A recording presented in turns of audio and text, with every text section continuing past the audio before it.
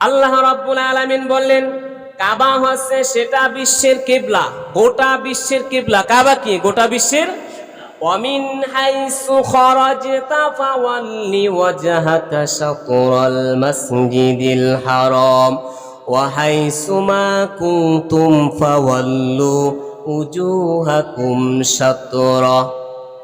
এই কাবা হচ্ছে গোটা বিশ্বের কিবলা। তোমরা যখন ঘর থেকে বাইর হও মসজিদের জন্য, যখন নামাজের মুসাল্লায় যাও, মসজিদে হারামের দিকে মুখ ফিরাও, অন্য দিকে নয়, কিবলার দিকে মুখ ফিরাও, পশ্চিম দিকে মুখ ফিরাও। পশ্চিম দিক হয়ে তোমরা নামাজ আদায় করো। যখন তোমরা এদিক সেদিক ছোটাছুটি করবা, যানবাহনে ছোটাছুটি করবা, যখন তোমাদের মনে সাক্ষ্য দিবে কিবলা তোমরা দিক করতে পারো না, তখন মনে যেদিকে সাক্ষী দেয় সেদিকে তোমরা কিবলা বানায় নাও। জোরে বলুন সুবহানাল্লাহ।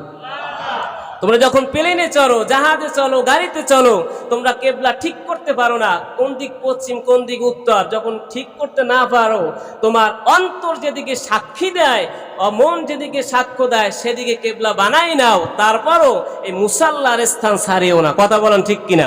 মুসাল্লা কি? নামাজের মুসাল্লা, এই নামাজকে ছাড়িও না।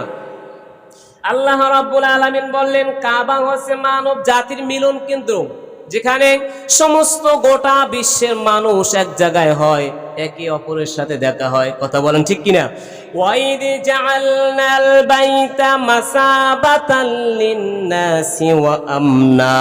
এমন একটা জায়গা নির্মাণ করে দিলাম, এমন একটা জায়গা বানাই দিলাম, যেখানে মানুষ যদি কারোর সাথে সারা বছর দেখা না হয়, ওই কাবা ঘরের পাশে গেলে একে অপরের সাথে দেখা হয়ে যাবে।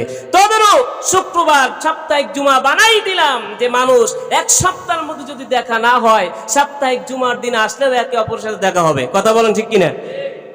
আল্লাহ রাব্বুল আলামিন বললেন সেখানে সকলের অধিকার সমান। সেখানে সকল অধিকার কি? সকলের অধিকার সমান। ইন্নাল্লাযীনা কাফারু ওয়া ইয়াসুদ্দুনা আন সাবিলিল্লাহি ওয়াল মাসজিদিল হারামিল্লাযী জাআলনাহু লিন-নাসি সাওয়াআনিল আকিফু ফীহি ওয়াল বাদ।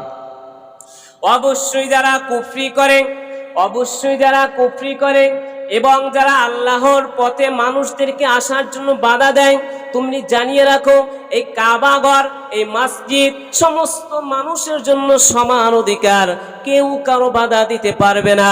তবে যে যাকে ইচ্ছাকৃতভাবে বাধা দেয় তাদের জন্য বানাই রাখছে আমি কঠিন জাহান্নামের শাস্তি। জোরে বলুন নাউজুবিল্লাহ।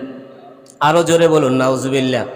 এই জন্য বোঝানো হয়েছে শুধু কাবা ঘর নয়, আল্লাহর পথে যারা বাধা দেয়, সে যেখানে হোক, মসজিদে হোক, মাহফিলে হোক, জিকিরে হোক, অমুক জায়গায় হোক, ইসলামী আন্দোলনে হোক, যেখানে আল্লাহর পথ হয়, ওই আল্লাহর পথে যারা ইচ্ছাকৃতভাবে অন্যকে বাধা দেয় তাদের জন্য বানাই রাখলাম ওয়ামাই ইউরিদু ফীহি বিল হাদিম বিজুলমিন নুসিকুহু মিন আযাবিন আলিম।